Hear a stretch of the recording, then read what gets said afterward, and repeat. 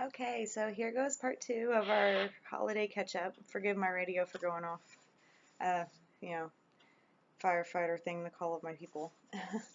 Okay, so we're going to discuss swallows. In Britain, the swallow is particularly welcome as its arrival heralds the start of summer. What I would not give to hear a swallow right now.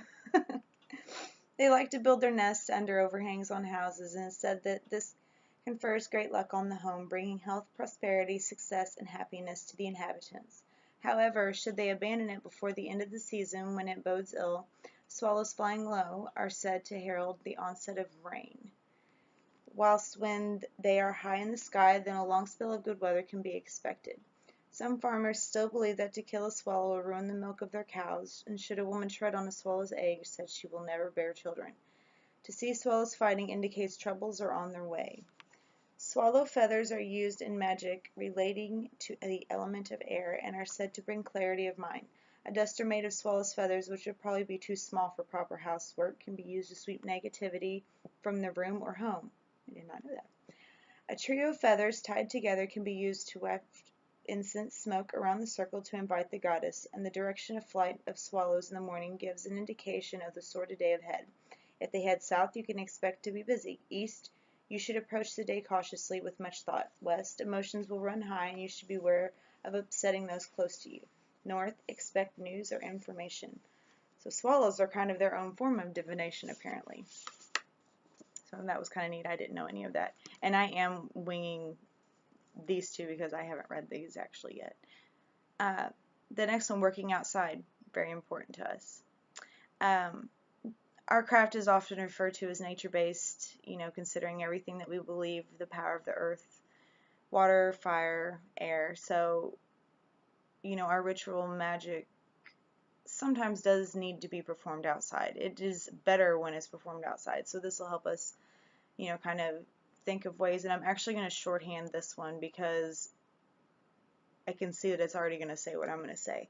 A lot of people are not given the opportunity to have an outside garden or a space that they can privately practice.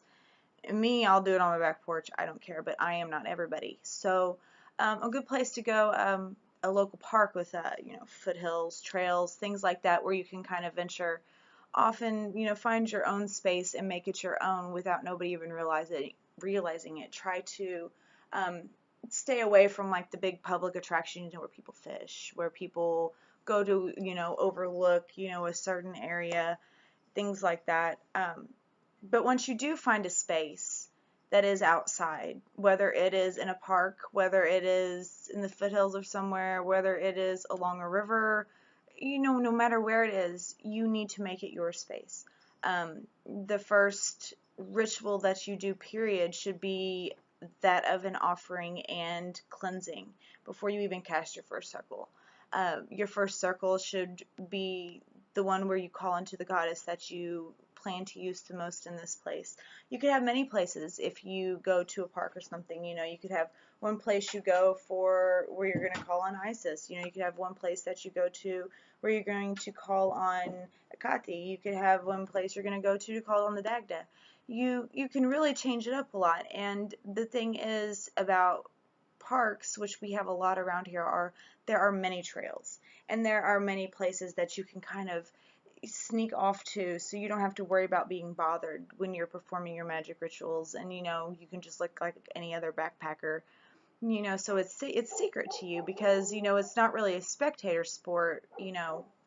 Our craft is not. So you want to keep that in mind whenever you're doing the search for your thing. You don't want to be somewhere where everyone can watch you unless it doesn't bother you, but it's the interruption that's where the problem arises. So there's our next two, and then I think I have a couple left, and we'll be done for the day. So lots of information today here and in our group. I hope you guys are getting loaded up with it just like I am. We did a great study this morning. If you have not joined our group, I really firmly suggest that you do. Lots of great people, lots of knowledge shared, lots of, wisdom to be thrown around and ideas. And on that note, I am going to go separate my dog and my cat because they are fighting and they are knocking stuff over on my business shelf where I keep my smudge sticks. So blessed be, and I will see you shortly.